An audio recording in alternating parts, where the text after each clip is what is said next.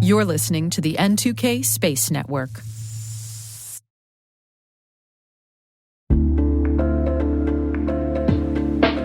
And now, a word from our sponsor, the Data Citizens Dialogues podcast. As a listener of this podcast, you're probably at least marginally interested in data, especially about all the different ways that it shapes our world. So I want to recommend the Data Citizens Dialogues podcast. This is a forward-thinking show brought to you by the folks at Calibra. They're the leaders in data intelligence. You're going to hear firsthand from all sorts of people, industry titans, innovators, executives from some of the largest companies as they dive into the hottest topics in data. You're going to get insights into everything from popular things such as AI governance and data sharing down to more nuanced questions like how do we ensure data readability at a global scale? So while data may be shaping our world, Data Citizens Dialogues is shaping the conversation. I want to encourage you to follow Data Citizens Dialogues on Apple, Spotify, YouTube, or wherever you get your podcasts. Check it out. We thank Data Citizens Dialogues for sponsoring our show. When you think of NASA, you probably think of all the scientists and engineers and astronauts that have made history throughout the 66 years that the space agency has been in existence. But did you know that over 25% of the roles at NASA are actually not STEM-related jobs? What's that like? What's their story? We're about to find out.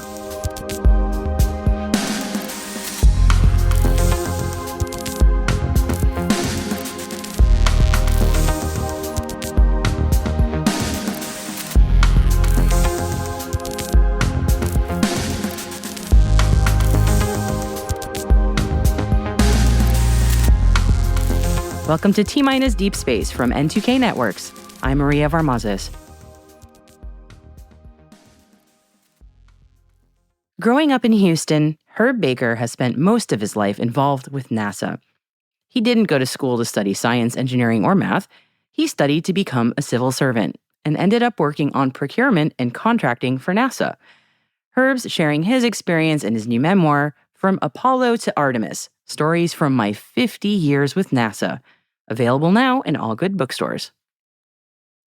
My name is Herb Baker, and I worked at NASA for 42 years, recently retired in 2017. But even before that, I just pure luck. I happened to be living near where they opened the Manned Spacecraft Center, which is today the Johnson Space Center, just a few miles from my home. And so I was 12 years old. And all of the first, I think they had selected the first 3 astronaut groups by the time I was in the 7th grade. So I go back to being part of the NASA community as far back as being 12 years old in 1964. And so still today, in fact, now today, I'm still involved to a great extent with NASA. I'm on the NASA Alumni League Board of Directors. So anyway, yeah, NASA is my life. I have a pretty wide social media. And that's because there's so many people literally across the world who are interested in NASA. I mean, Poland and Australia and Brazil, and I could go on and on and on and on. So anyway, I say that to make the point that people literally, not just in the US, for the last 5 or 6 years have been telling, because I post a lot of stories on my social media about NASA. And I love that. I love that. And some of the things I've got to do and some of the people I've got to meet over the last, actually 60 years now, going back to 1964, there must have been, I don't know, obviously it didn't keep count, 30 or 40 people who said, you need to write a book. You need to write a book. And I'm thinking, yeah, right. Who's ever going to want to read a book, written by me? There's all kinds of astronauts and flight directors and NASA administrators and everybody that have written books. But anyway, the pandemic happened, and I thought, well, I've got some free time now. and so then I started thinking, I didn't do this for money or to become a famous author or anything like that. I started thinking, well, my family would like to hear some, because they, you had to have a badge to get on site at NASA, and they, couldn't visit me at work really, and didn't know that much about what I was doing. And I thought, well, yeah, maybe I'll give this writing thing a shot. So anyway, to wrap it all up, that's kind of who I am, and I'm really happy to be here chatting with you today. Oh, I appreciate it. And the name of your book is? Oh, yes. So it's the title of the book is From Apollo to Artemis, Stories from My 50 Years with NASA. And again, if I go back to, like I said, to 1964 when I was 12 years old, and I played on the seventh grade football team with Frank Borman's son, Fred, and Scott Carpenter's son, Jay. So that was 60 years ago. And again, obviously still involved today. I'm out at the Johnson Space Center probably at least once a week or so. So anyway, yeah, my book was just published and it's available on congratulations. Amazon. Thank you. Paperback and ebook. And it's also actually available on other sites like Barnes & Noble. Although I just checked today, they don't have any in stock yet because it's so, it takes some time. It's so recently published. Yeah. It's a brand new baby. Yeah. First, congratulations. That writing a book is huge. And your life is so intertwined with the history of Johnson Space Center and so many of the names that so many of us know.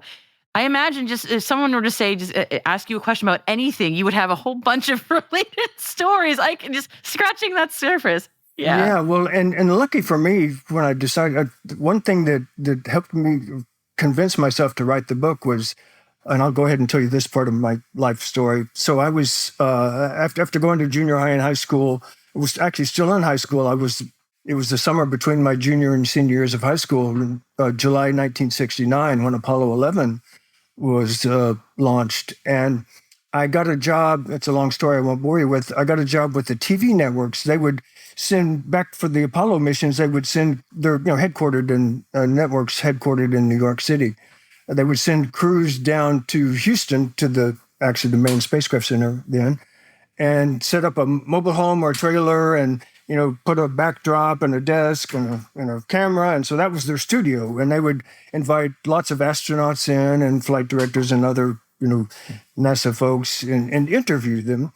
And so they needed someone, a local person like me who had the time, because when an interview was filmed, that this is before the internet and large file transfers and videotape. So the film that you just took of this interview had to be physically moved from Houston to New York.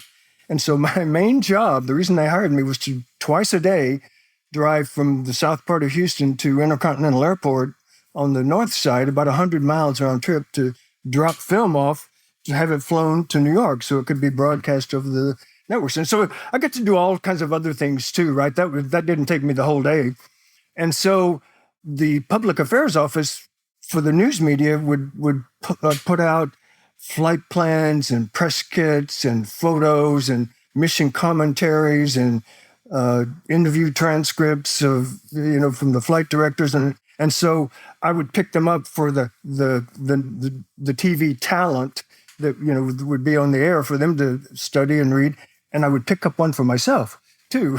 So I have a closet full, Rubbermaid containers, 5 feet high, from Apollo, Skylab, shuttle, space station, Orion, going back to 1969. In fact, I think probably my most treasured memento is I picked up an Apollo 11 flight plan. It's about an inch thick, from 1969, and I've saved it 55 years. And I got Gene Kranz, who was the flight director when Apollo 11 landed on the moon, to sign it for me. And so, yeah, that's really special. Oh my goodness, yes. Oh, my heart just went like, wow. And this is just at the beginning of your career, honestly. This is the amazing thing. Oh yeah. At this point, I'm not even working for NASA. I'm on site. I know. But I'm not even working for NASA yet.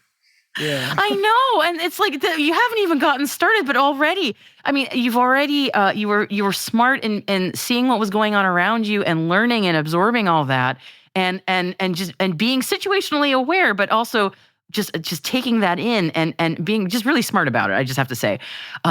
So how did you eventually get to NASA? Because again, we're still at the beginning of your journey. So how'd you get there? Well, that's an interesting story. I some ways hate to tell it because it sounds like I'm bragging, but so the story is, and so let me start this story by saying that, believe it or not, I did not grow up wanting to to be an astronaut. They were all around, and big deal. Your dad's so this person's dad's an astronaut too. Yeah. But so anyway, when I went away to college, I was studying business, so it was not a STEM career. It wasn't engineering or science or anything like that. And so anyway, I'm at UT Austin, and it turns out that the IRS Service Center that services 5 states, Texas and 4 states around it, is just a few miles from the UT campus. And so I had a part-time job there, helping pay my way through school.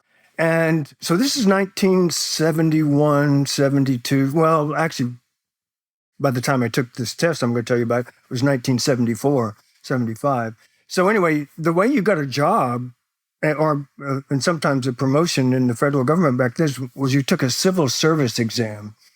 And so I'm there in this clerical job, just earning some money to help again pay my way through school. But some of the people I was working around were full time, and older than me, and that was their career. And they were because it was kind of a clerical job. A tax examiner was my title. People would send in the paper tax returns, and we checked them to make sure they were signed, and the Social Security number was there, and a W-2 was attached, and all those kinds of things. And, fun times. So I overheard some of my coworkers talking about this PACE, P-A-C-E, Professional and Administrative Career Exam. And they're saying amongst themselves, well, if you take this test and you do well on it, you could get promoted to a professional job. But at the same time, they're talking about how hard they've heard it is. You take the test, and they give you a score in 6 different categories or aptitudes or knowledge or something, so that if you do well enough on the test, they'll know kind of what you're good at, which job to potentially offer you. But at the same time, yes. Yeah. Yeah, but at the same time, they're saying it's so hard that if you score below 70, a scale of 100 is perfect. If you score below 70, they just don't give you a score. I guess they don't want to embarrass you with a 45 or something like that. Oh gosh, yeah. And so again, I'm going into this thinking, wow, that sounds really hard. But I thought, well, what do I have to lose? At that point, I'm getting, within 6 months or a year of graduating, I figure I won't have a problem getting a job in some company, private industry, corporate job with a business degree from University of Texas. But I thought, well, maybe I'll take that test anyway, just to see what happens. So I signed up for the test, and when you register for the exam, filling it out with pencil and paper, of course, back in those days, you can indicate which cities that have government agencies in them that you'd be willing to work at. And of course, I put Houston because I live there, not even thinking that NASA was a government agency. I mean, when I think of NASA as a child, I never really think of it being the government.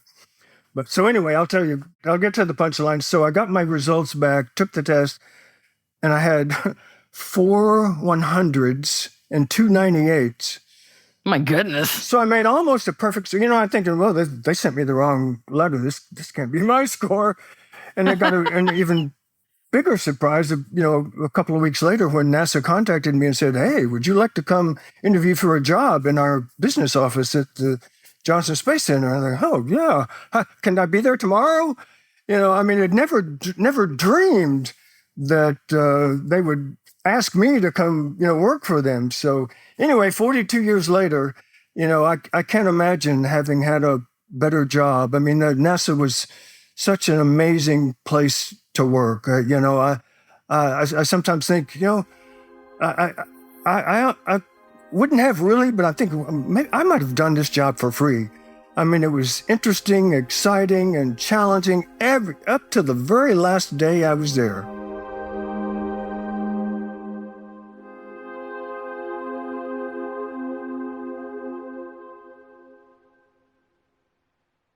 We'll be right back.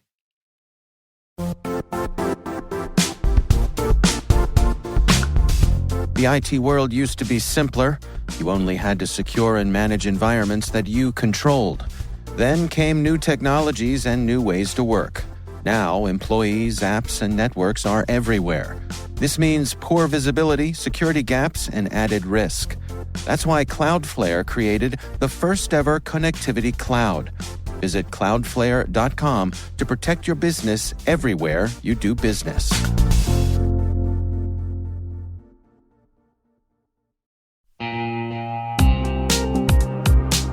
And now, a word from our sponsor, NordPass. NordPass is an advanced password manager from the team behind NordVPN, designed to help keep your business safe from data leaks and cyber threats. It gives your IT professionals control over who has access to your company's data and makes it easy for everyone else on your team to use strong passwords. Right now, you can go to www.nordpass.com/cyberwire for 35% off the NordPass Business Yearly Plan. Don't miss out on that.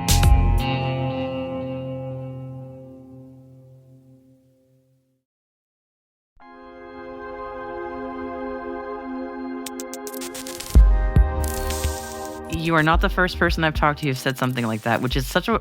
Most people would not say that about their jobs. So what a wonderful reflection and what a gift, honestly. And I think it's very interesting that you mentioned that we often don't think of NASA as part of the government, but it is. And I know you know that. But it is interesting that for a lot of us, it's not the first thing we think of. That is so interesting. So you have in addition to your book, you have a blog on Medium where I know we'll link this in the show notes, but every one of the posts has sort of a story behind it where I would never even known that was a story. So I was just looking at, here's why only 2 trees have colored lights in NASA's astronaut memorial grove during the holiday.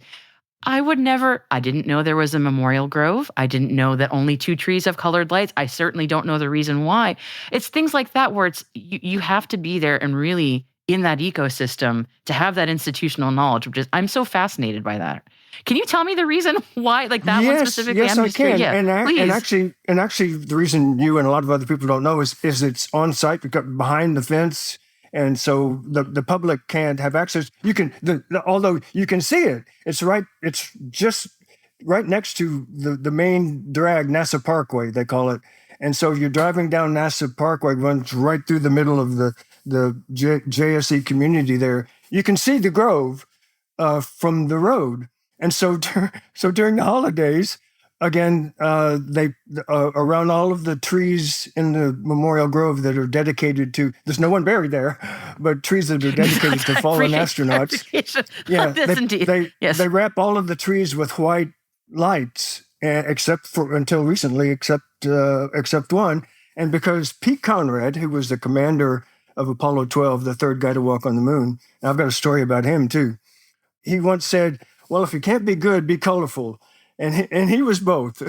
And so when they dedicated the tree to him, they decided to put red lights around his tree and all the others are white. And so, it wasn't unusual for someone to ask me when they found out I worked for NASA, during the holidays, they'd say, why is there one red tree there?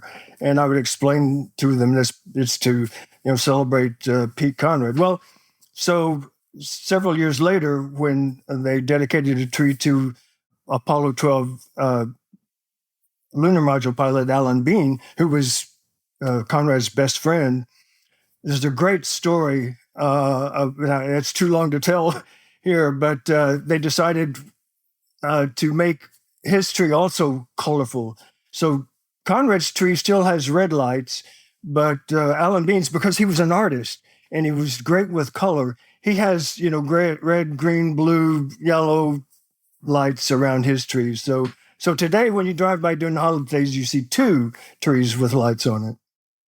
I love that. I did not know that. And this your blog, and I'm sure your book, which I cannot wait to read, is full of information like that, where, again, you had to be a part of that world to know this. But Herb, your career, you did you yourself did so many things. You were part of so many things. I mean, it's not easy to summarize 42 years of service, but I'm going to ask you to try if you could.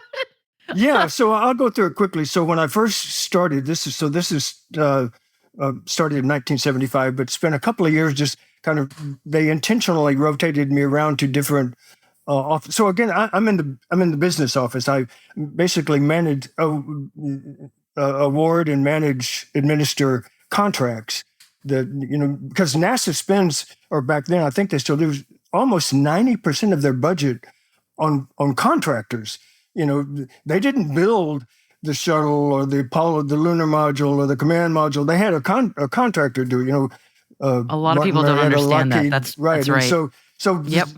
billion-dollar contracts that we're working on, and so anyway, get a taste of the whole center, and finally in 1977, they assigned me to working on the EMU, or Extravehicular Mobility Unit, which is a fancy name for a spacesuit.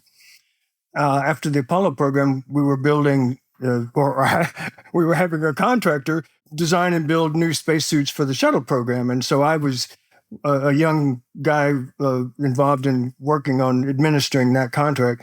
Then in 1979, so this is 2 years before the first shuttle flight, STS-1, they moved me to the shuttle orbiter procurement section. So I was buying, not by myself, it was a large, 8 or 10 of us. We were buying the space shuttle orbiter vehicles, literally. They were about $2 billion each. And so we were managing the contract with Rockwell to build the space shuttle orbiter vehicles. And I did that for a few years. And then so now it's the early, the space station is a gleam in some people's eyes. And so I ended up going to NASA headquarters for a year in 1985. This is 13 years before we finally finished building the space station, to work on the space station project. And then I came back after that special 1-year assignment and working in the space station office at JSC. And then the Challenger accident happened and some things got changed around, and I needed to go back to headquarters.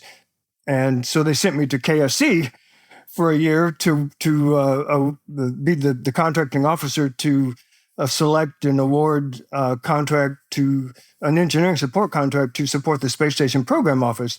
And that's the story about how I got to know and become friends with Fred Hayes, the Apollo 13 lunar module pilot, because he had retired from NASA and gone to work for Grumman, who built the lunar modules. And so when we awarded this contract, a $1 billion 10-year Space Station Program support contract to Grumman, they won the competition.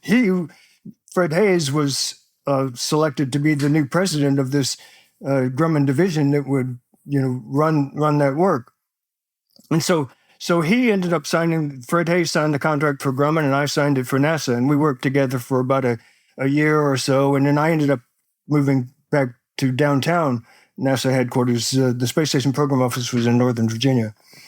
And so I actually spent 10 years in living in Northern Virginia myself, spent 10 years at NASA headquarters, and then moved back to JSC. And when I moved back into JSC, I was in the space station business office, and it turned out that a woman who had joined JSC while I was gone, Lucy Kranz, I didn't know who she was. It turns out she's Lucy Yates. I'm sorry, I gave away the punchline. So I'm working for her for a couple of months, and I go into her office, and one day, and her door opens, and Gene Kranz walks out, and I think, wait a minute, you're Gene Kranz's daughter?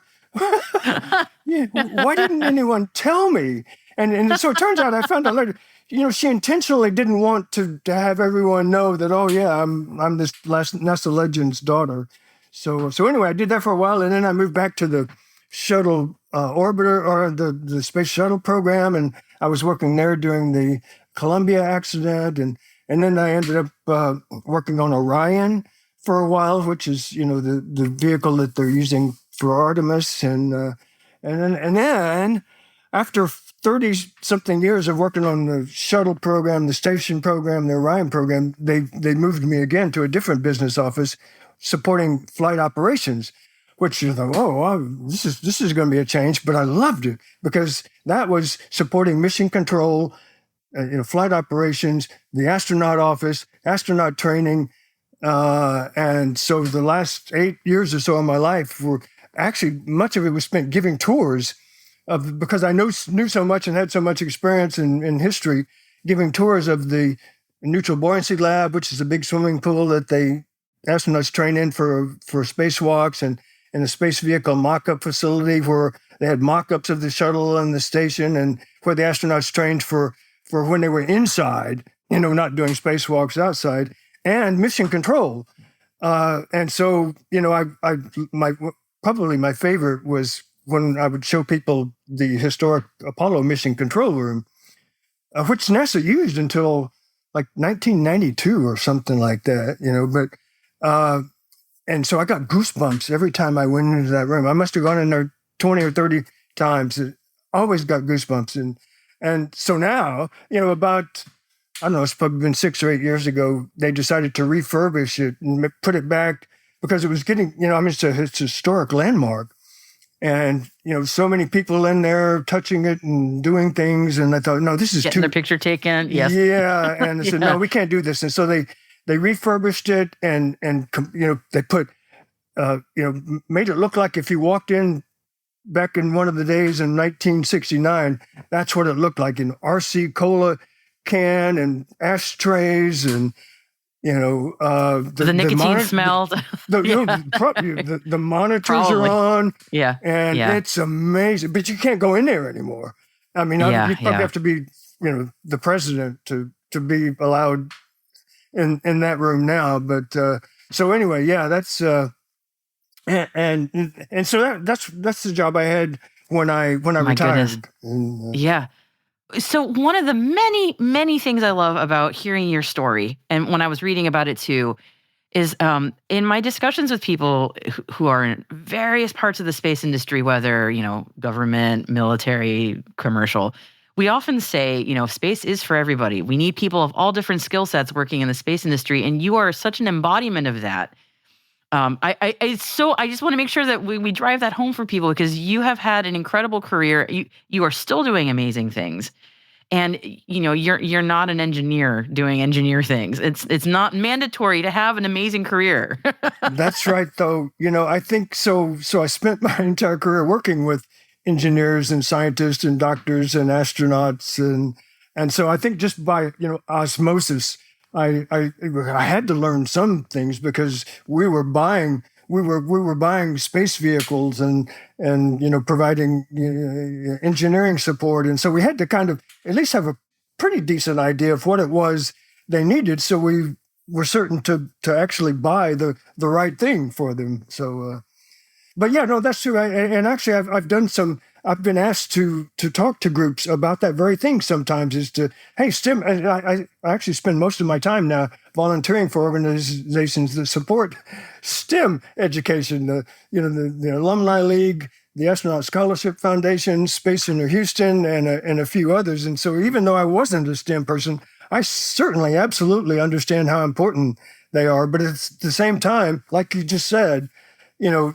about 30% of the NASA workforce is business, contracts, finance, HR, legal, lawyers. So there's a good chunk of people that have careers at NASA that are not engineers or scientists. Yeah, and it's never to knock people who are doing the science and engineering. Certainly, those folks are very important too. But I as I'm a communications person, so I'm always like, yes. When I and so today NASA has a huge social media group. Oh, don't I know it? which did not exist when I started. Yes. Oh, yeah.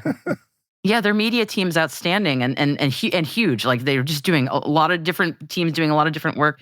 I started my career, Herb, I just want to tell you on a personal note, I started my career, my very first job out of college was actually working for a magazine covering supply chain and procurement. So when I talking to you is like almost related. Woo, taking me back, way back there. But I know how you all do a lot of unsung glory. There's a lot of work in the procurement world that is so important that people just do not know about. So I'm just like, wow, this is taking me back, way back. But it is a very important business function. And it is often misunderstood, but it is also very important. So I just want to put that out there. Yeah. But yeah, I so appreciate that.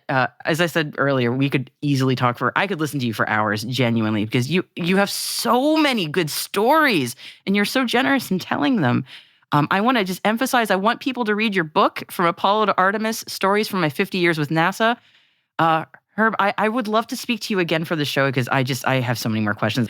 But it's been such a delight speaking with you, and I really hope we can speak again soon because you're amazing. So thank you so much for talking to me. Yes, no, thank you for inviting me. And yes, absolutely, I have never turned down a request for an interview or a speech or a podcast. So whenever you're ready, just let me know.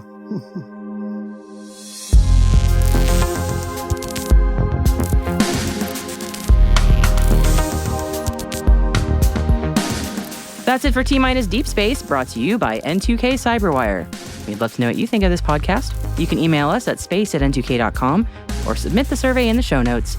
Your feedback ensures we deliver the information that keeps you a step ahead in the rapidly changing space industry. T-Minus Deep Space is produced by Alice Carruth. Our associate producer is Liz Stokes. We are mixed by Elliot Peltzman and Trey Hester, with original music by Elliot Peltzman. Our executive producer is Jennifer Iben. Our executive editor is Brandon Karp. Simone Petrella is our president. Peter Kilpie is our publisher. And I am your host, Maria Varmazes. Thanks for listening. We'll see you next time.